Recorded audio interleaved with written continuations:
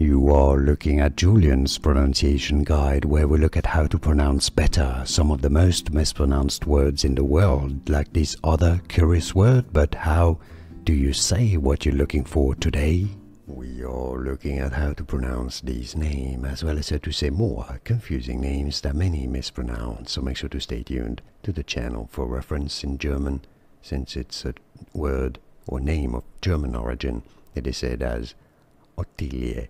Ottilie. Now in English, this is generally said as Ottilie, Ottilie, or Ottilie. In American English, it is usually said as Ottilie, and now you know.